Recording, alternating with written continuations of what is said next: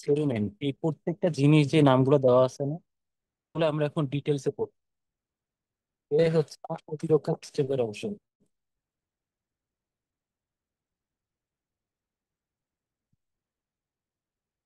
তাহলে খেয়াল করে দেখো, সেরুমেন। সেরুমেনটা কি? সেরুমেনটা হচ্ছে ওই যে কানের কানের যে ময়লা আর কি। ঠিক আছে, ওইটা সেরুমেন। তারপরে ফ্যাগোসাইট। ফ্যাগোসাইট কোনটা? যেটা ফ্যাগোসাইটোসিস বা হচ্ছে জীবাণু ভক্ষণ করে। তারপরে ইন্টারফেরনটা কি? ইন্টারফেরনটা হচ্ছে ক্যান্সার। ক্যান্সার, হ্যাঁ, ক্যান্সারের জন্য। তারপরে হচ্ছে টিকোষ। টিকোষ ওই যে যেই লিম্ফোসাইটটা তোমার হচ্ছে টি লিম্ফোসাইট, বি লিম্ফোসাইট। টিকোষ হচ্ছে টি লিম্ফোসাইট। যে লিম্ফোসাইটটা হচ্ছে থাইমাসে পরিপক্ক হয়, আর যে লিম্ফোসাইটটা বোন ম্যারোতে পরিপক্ক হয়। তারপরে এই যে অ্যান্টিজেন। অ্যান্টিজেন বাহির থেকে কোনো পার্টিকেল, ফরেন পার্টিকেল, ঠিক আছে, সেটা যদি দেহের মধ্যে ঢুকে, ভাইরাস, ব্যাকটেরিয়া, ছত্রাক, ওইটা হচ্ছে অ্যান্টিজেন। অ্যান্টিবডি কি? যে অ্যান্টিজেনকে ধ্বংস করার জন্য আমার শরীরে যেটা তৈরি হইলো সেটা হচ্ছে অ্যান্টিবডি। তারপরে এখন সহজাত প্রতিরক্ষা। তারপরে অর্জিত সহজাত মানে কি? সহজাত প্রতিরক্ষা, সহজাত বৈশিষ্ট্য। সহজাত মানে হচ্ছে যেটা আমি সহজে পাইছি, মানে জন্মের পরে আমি জিনিসটা সহজে পাইছি। ধরো আইনস্টাইনের ছেলে কি হবে? আইনস্টাইন হবে, তাই না? তা ভালো মানুষের ছেলেরা ভালো মানুষ হবে, ঠিক আছে। আর মনে করো যারা তাসিমের মতো ছেলে, তাসিম তাদের ছেলে পেলে যে কেমন হবে সে তাসিম জানে। তারপরে দেখো অর্জিত কোনটা? যেটা হচ্ছে আমি অর্জন করে নিছি, ঠিক আছে। যে তুমি তো ভাব নিয়ে চলো। হ্যাঁ, অনেকে দেখা যায় অর্জন করে নিছে। ধরো একজন এখন কি বলে যে এইচএসসি পাশ করে নাই, কিন্তু তার বিয়ে হয়ে গেছে, পিএইচডি করে এমন একজনের সাথে। তাহলে চিন্তা করো ও কি কি এমন একটা জিনিস অর্জন করে ফেলছে, তাই না? তাকে এখন মনে করো মনে করো তুমি ক্লাস নিয়ে নেওয়ার আগে ম্যাডাম বলে ডাকতে হয়, ম্যাম আপনি ক্লাসে আসবেন, এই হচ্ছে অবস্থা। ঠিক আছে। তারপর হচ্ছে স্মৃতিকোষ। স্মৃতিকোষটা কি? স্মৃতিকোষটা হচ্ছে তোমার এই যে মনে করো এই অ্যান্টিবডি যখন অ্যান্টিজেনটাকে ধ্বংস করে, তখন তাকে এই অ্যান্টিজেনটাকে চিনে রাখে এবং সেই স্মৃতিটা সংরক্ষণ করে রাখে স্মৃতি বা হচ্ছে মেমোরি সেলে। তারপরে প্যারাট্রপ আছে, ভ্যাকসিন আছে, গুটি বসন্ত এবং বুস্টার ডোজ ভ্যাকসিনের এগুলো। এই সব কয়টা যে ভ্যাকসিনে গিয়ে আমরা পাবো। ঠিক আছে। তাই চলো আমরা একটু মেন পড়ায় চলে যাই। এখানে দেখো ইমিউনোলজি। ইমিউনোলজি মানে কি? লজি মানে হচ্ছে জ্ঞান, ইমিউনো আসছে হচ্ছে ইমিউনিটি থেকে। তাহলে যেই শাখায় তোমার হচ্ছে ইমিউনিটি নিয়ে আলোচনা করা হয় সেটা হচ্ছে ইমিউনোলজি। দেখো প্যাথোলজি। প্যাথোলজি মানে কি? প্যাথোজেন মানে কি? রোগ। রোগ সৃষ্টিকারী জীবাণু। রোগ সৃষ্টিকারী জীবাণু বা রোগ জীবাণুকে বলা হয় প্যাথোজেন। তাহলে যেখানে হচ্ছে রোগ নিয়ে আলোচনা করা হয় তাকে বলা হয় প্যাথোলজি। যেখানে তোমার ইমিউনিটি বা প্রতিরক্ষা নিয়ে আলোচনা করা হয় তাকে বলা বলা হয় ইমিউনোলজি। ঠিক আছে। তারপর দেখো স্যার ম্যাক, তারপরে ম্যাক ফার লেন বার্ন, উনি হচ্ছে প্রতিরক্ষা সংজ্ঞাটি দেয়। ঠিক আছে, প্রতিরক্ষা তাহলে সংজ্ঞা কে দেয়? সংজ্ঞা দেয় হচ্ছে McFarlane burn. McFarlane burn. McFarlane burn. তারপরে দেখো এইখানে মেন পড়া, এখান থেকে এমসিকিউ আসতে পারে। এখানে সিকিউ আসার টপিক খুবই কম। সিকিউ আসার টপিক খুবই কম। খেয়াল করে দেখো, এই যে থাইমাস। থাইমাস একটা অ্যাডিনয়েড, একটা অ্যাপেন্ডিক্স, তারপর রক্তনালী সমূহ, অস্থিমজ্জা। তাহলে এইখানে ভাই কোন জিনিসগুলো আসতে পারে?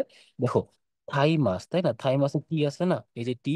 তাহলে যেহেতু টি আছে তাহলে টি লিম্ফোসাইট হচ্ছে থাইমাসে পরিপক্ক হবে। তারপরে দেখো থাইমাসের শ্বাসনালীর এই যে শ্বাসনালীর স। তাহলে থাইমাসের শ্বাসনালীতে ডাবল তাহলে মনে রাখবা থাইমাস এটা কোন জায়গায় থাকবে? শ্বাসনালীর পেছনে। শ্বাসনালীর পেছনে। অ্যাডিনয়েড। অ্যাডিনয়েড ন আছে না, ন দিয়ে মনে রাখবে এটা হচ্ছে অ্যাডিনয়েড থাকে নাকের পেছনে বা নালীর পেছনে। ঠিক আছে, নাসিকা নালীর পেছনে, এই যে নাসিকা নালী, তারপর ন। ঠিক আছে। অ্যাপেন্ডিক্স কই থাকে তুমি জানো? সিকামে। তোমার হচ্ছে বৃহদন্ত্রের সিকামে। তাহলে বৃহদন্ত্রের সিকামে থাকবে হচ্ছে, সিকামে থাকবে হচ্ছে অ্যাপেন্ডিক্স, এটা তুমি জানো। তাহলে বৃহদন্ত্রের সিকাম কোলন মলাশয় রেকটাম, ঠিক আছে, তাহলে তোমার সিকামে লেগে থাকবে হচ্ছে অ্যাপেন্ডিক্স। সিকামে থাকবে অ্যাপেন্ডিক্স এবং এই অ্যাপেন্ডিক্সে যেই ব্যাকটেরিয়া গুলো থাকে তাকে কি বলা হয়? মিথো ব্যাকটেরিয়া বা হচ্ছে বন্ধু ব্যাকটেরিয়া। তারপরে রক্তনালী। এই যে রক্তনালী, শিরা, ধমনী, কৈশিক জালিকা, এরা এরাও কি? এরা হচ্ছে আমার দেহে ইমিউনিটিতে সাহায্য করে বা রোগ প্রতিরোধ সিস্টেমে সাহায্য করে। যেমন মনে করো তোমার ওই হরমোনটার নাম কি? যেটা হচ্ছে ভেসোপ্রেসিন না? এডিএইচ এর আরেক নাম কি? ভেসোপ্রেসিন। ভেসোপ্রেসিন। তাহলে এই যে ভেসোপ্রেসিন, প্রেসিন মানে কি? প্রেস করে, তাই না? প্রেসিন মানে প্রেসার, প্রেসার থেকে আসছে। আর ভেসো থেকে আসছে? ভেসো আসছে হচ্ছে ভেসেল থেকে। তাহলে যে হচ্ছে ভেসেলে প্রেসার দেয়, তার মানে যে রক্তনালীতে চাপ দিয়ে রক্ত, রক্ত কি করতেছে? রক্ত চাপ বাড়াচ্ছে। তাহলে রক্তচাপ বাড়ালে নিশ্চয় রক্তনালীর মধ্যে সেখানে তাপমাত্রা বাড়ে। তাহলে রক্তনালীর চারপাশে কি তাপমাত্রা বাড়বে। তাহলে এটাই হচ্ছে ভেসোপ্রেসিন বা এডিএইচ এর কাজ। ঠিক আছে। এরপর দেখো অস্থিমজ্জা বোন মেরো। বোন মেরোতে যেটা পরিপক্ক হয় তার নাম কি? B lymphocyte. সেটা হচ্ছে বি লিম্ফোসাইট। ঠিক আছে। বি দিয়ে বোন মেরো, বি দিয়ে বি লিম্ফোসাইট, টি দিয়ে থাইমাস, টি দিয়ে হচ্ছে টি কোষ বা টি লিম্ফোসাইট। ঠিক আছে। এই জিনিসগুলো কিন্তু সহজ। একটু পরে এই না, জিনিসগুলোতে, হ্যাঁ বলো, কিছু বলবা? একটু পরে। হ্যাঁ, একটু পরে। উপরে কি করব? এই যে নিয়ে আসছি। উপরে নেন, উপরে। 2 নাম্বার পেজ। ঠিক আছে। আচ্ছা, তারপরে তারপরে দেখো না না, একটু বুঝি সামনে নাই, যাই। দাঁড়ান দাঁড়ান। এখানে জাস্ট এখানে কয়েকটা টেকনিক লিখছি,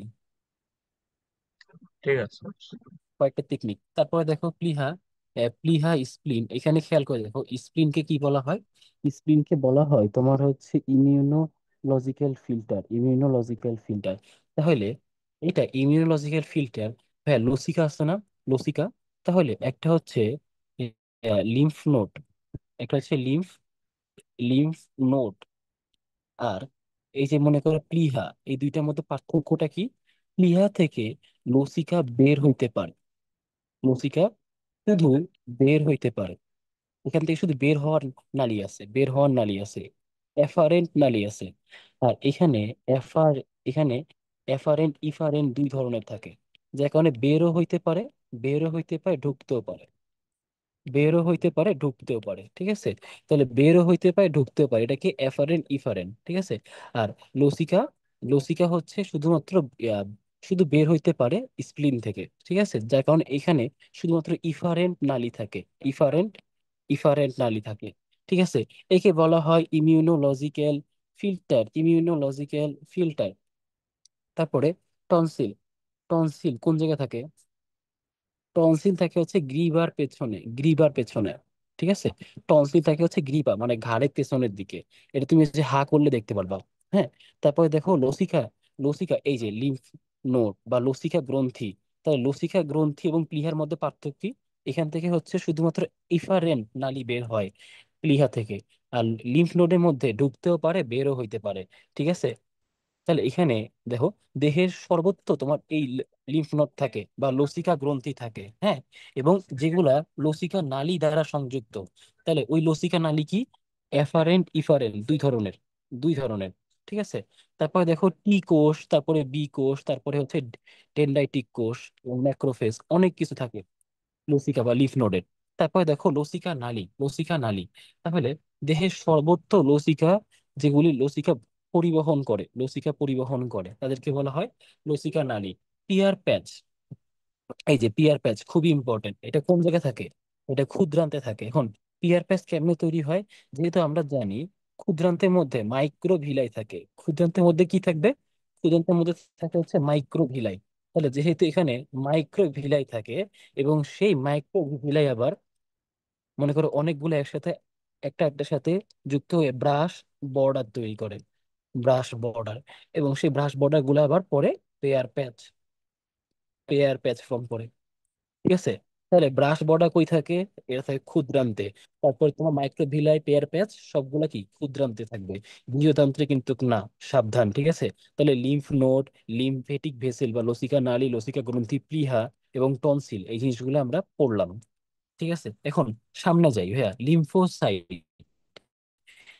লিম্ফোসাইট। তাহলে খেয়াল করে দেখো লিম্ফোসাইট এটা কি? এটা হচ্ছে এক ধরনের শ্বেত রক্ত কণিকা। ঠিক আছে। এবং দেহে প্রবাহমান রক্তের 20% থেকে 40% এরা লিম্ফোসাইট। তাহলে আমি পার্সেন্টেজ পড়াইছিলাম না সহজ করে? একটা কি ছিল? বেমলেন, বেমলেন। তাহলে লিম্ফোসাইট, এই যে লিম্ফোসাইট দেখছো, এটা মনে হয় তোমার 20 থেকে 40, এটা 40 থেকে 60%। আর এটা 20 থেকে 40, লিম্ফোসাইট হচ্ছে 20 থেকে 40। তাই না? বেমলেন দিয়ে পড়াইছিলাম, বেমলেন।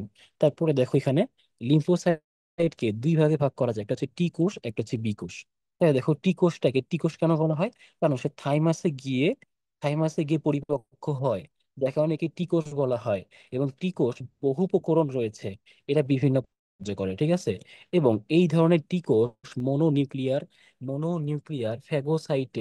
ফ্যাগোসাইটের সাথে সংযোগ রক্ষা করে, ঠিক আছে। এবং প্রথম ধরনের দেখো, অন্তর্নিহিত অ্যান্টিজেন ধ্বংসে ফ্যাগোসাইট কোষকে সহায়তা করে। তাহলে যেহেতু সে সহায়তা করে কে, টি এক ধরনের টি সেল আছে যারা হচ্ছে ফ্যাগোসাইটোসিসে সহায়তা করে, তাদের কি বলা হয়? Helper T sell. তাদেরকে বলা হয় হেল্পার টি সেল। তাহলে যারা ফ্যাগোসাইটোসিসে সহায়তা করে বা হেল্প করে, তাদেরকে বলা হয় হেল্পার টি সেল।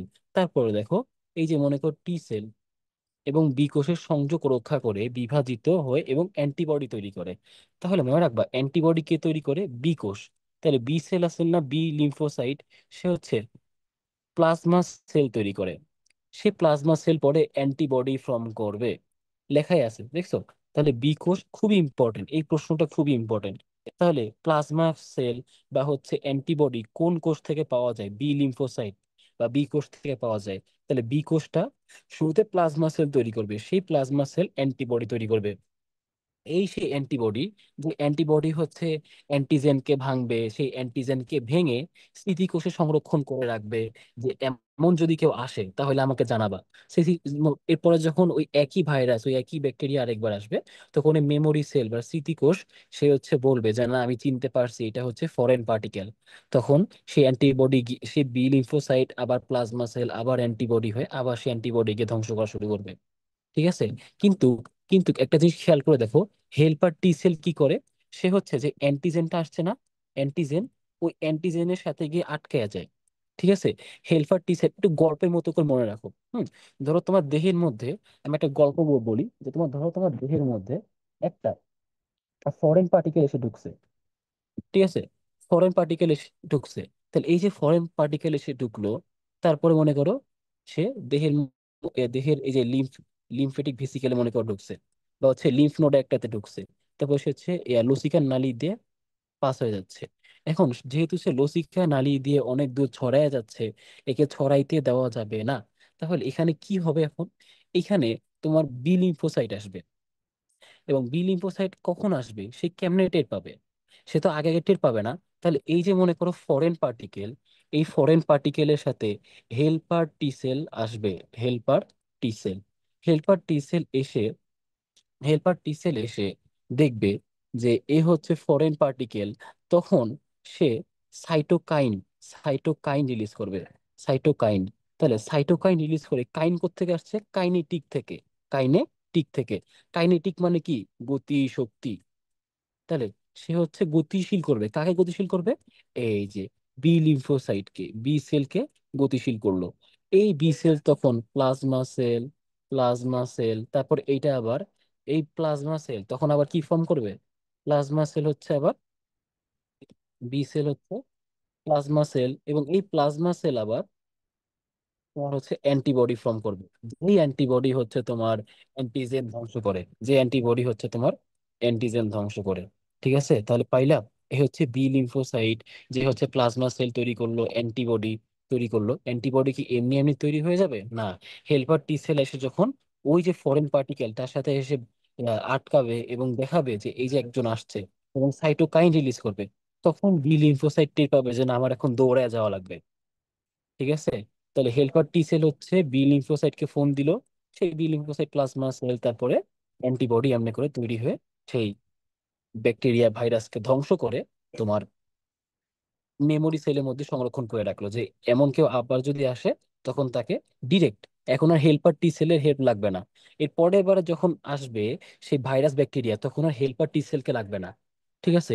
সে এই যে বি লিম্ফোসাইট গিয়ে ঠাস করে চলে যাবে, যে ধ্বংস করতে পারবে। কেন? মেমোরি সেল তাকে বলবে যে আসছে, আমি খুঁজে পাইছি, বি সেল তুমি আসো। তখন এই বি সেলটা এসে, বি লিম্ফোসাইট এসে প্লাজমা সেল এবং অ্যান্টিবডি এমনি করে সে তাকে ধ্বংস করবে। তারপরে দেখো সাইটোটক্সিক টি সেল। এটা কি?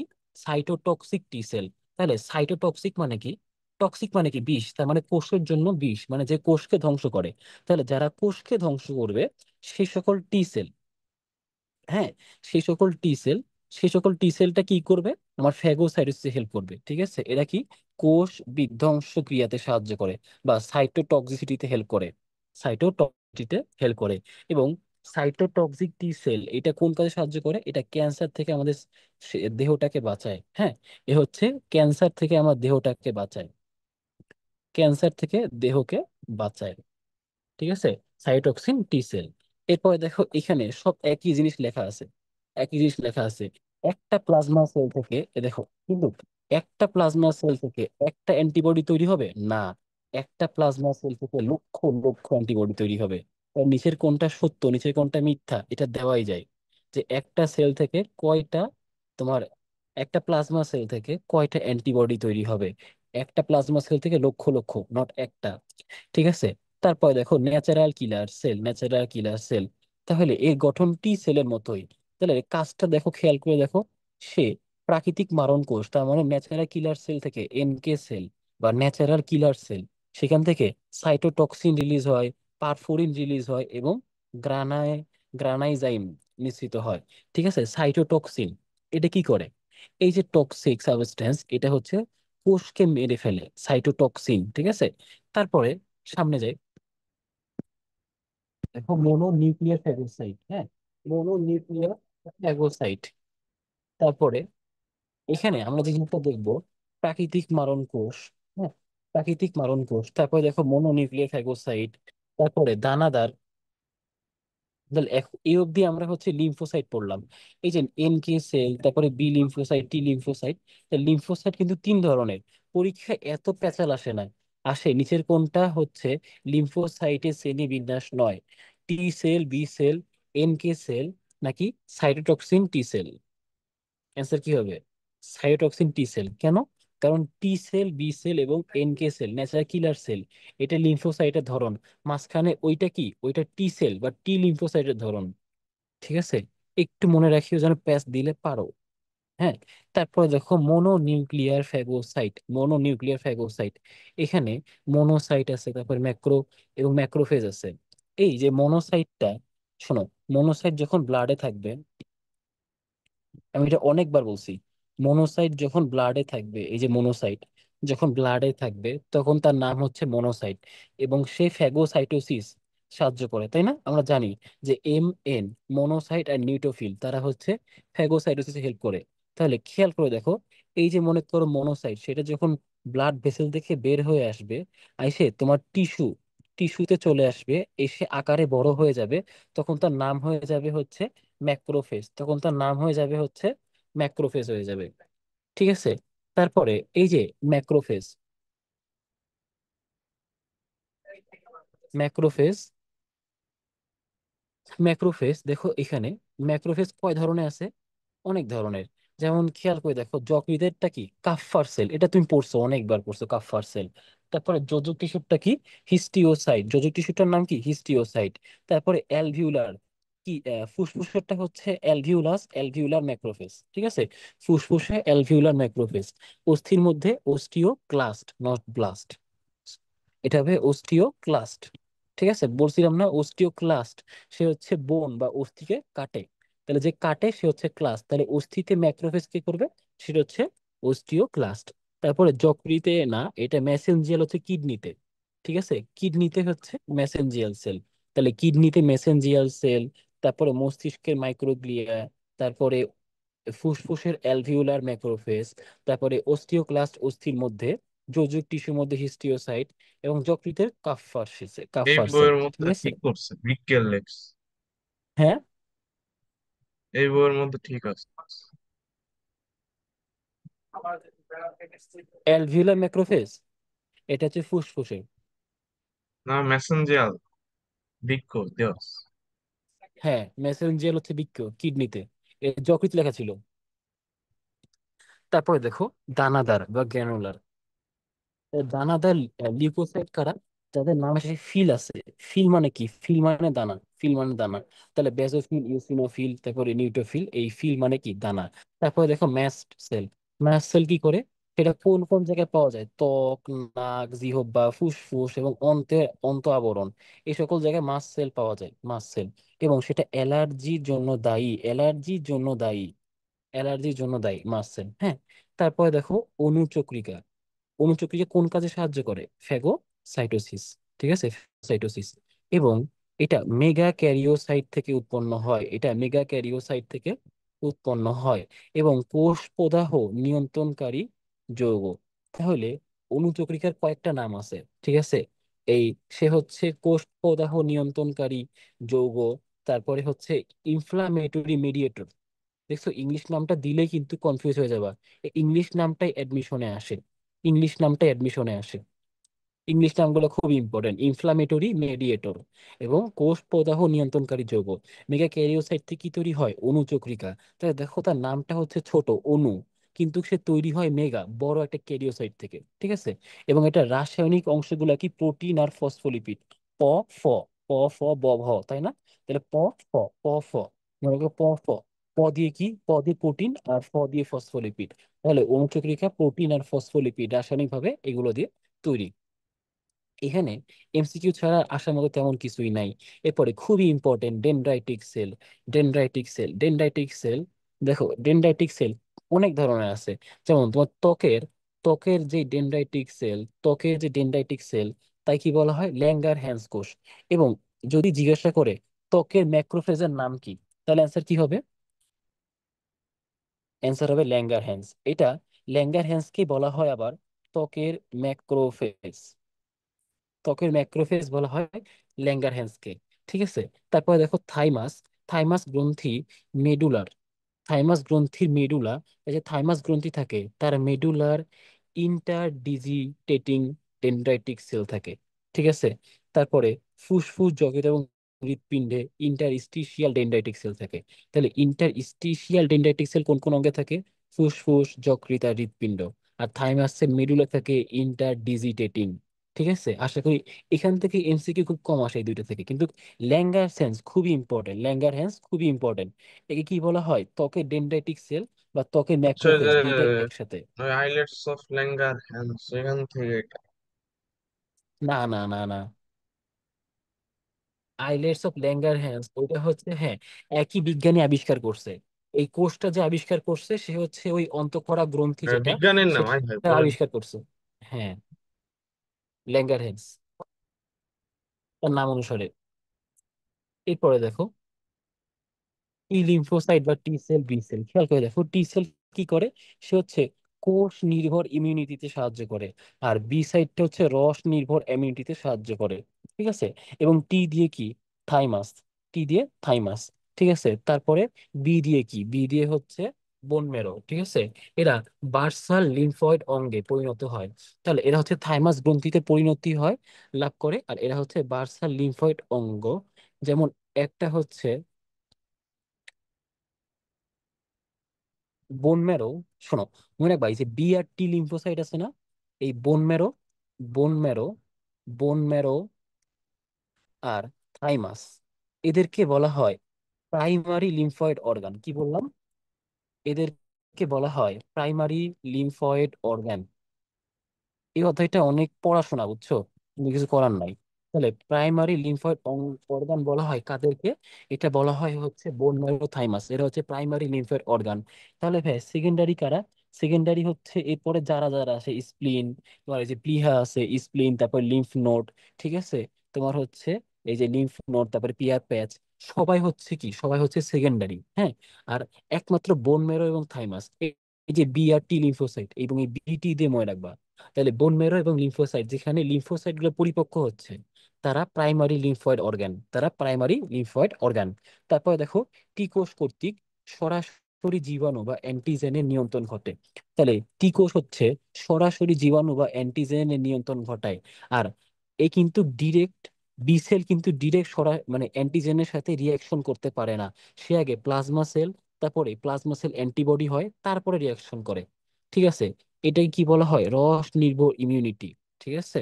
আর এটাকে বলা হয় সেল নির্ভর। তাহলে একটা হচ্ছে লিকুইড বেসড আর একটা হচ্ছে সেল বেসড। তারপরে দেখো নির্দিষ্ট অ্যান্টিজেনের সংস্পর্শে টি কোষ বিভাজিত হয়ে একটি ক্লোন তৈরি করতে পারে, যাতে কিলার টি সেল, তারপরে helper T cell, suppressor T cell, memory T cell. দেখছো, তাহলে এই নামগুলো আমরা আগে শুনছি, killer T cell, helper T cell, এই যে হেল্পার, তারপর মেমোরি টি সেল, এটা তো নাম শুনছি। সাব সাপ্রেসর কি? সাপ্রেসরটা হচ্ছে যখন দেখা যাচ্ছে যে তোমার সাপ্রেসর চাপ দেয়। অ্যান্টিবডিটা অ্যান্টিবডিটা এসে অ্যান্টিজেন ধ্বংস করতে করতে নিজের দেহের কোষকে ধ্বংস করা শুরু করবে, তখন সাপ্রেসর গিয়ে সাপ্রেস করে, তখন সেই ফ্যাগোসাইটোসিস বন্ধ করে দেয়, যে না, ফরেন পার্টিকেল শেষ, তুমি এখন দাঁড়াও। বুঝতে পারছো? ক্লিয়ার? Very dangerous. ভাল লাগতেছে না এই অধ্যায়ে? হুম, খারাপ না, খারাপ না। এই জিনিসগুলো গল্প করে মনে রাখতে পারলে মজা। ঠিক আছে? তাই দেখো, বি সেল হচ্ছে ডিরেক্ট প্লাজমা সেল, তারপরে অ্যান্টিবডি তৈরি করে, এবং সেই অ্যান্টিবডি আবার দেখো দুইজনই মেমোরি সেল তৈরি করে। তাহলে খেয়াল করে দেখো, দুইজনই হচ্ছে আমার মেমোরি সেল তৈরি করলো। তাহলে দুইজনই হচ্ছে আমার মেমোরি সেল তৈরি করলো।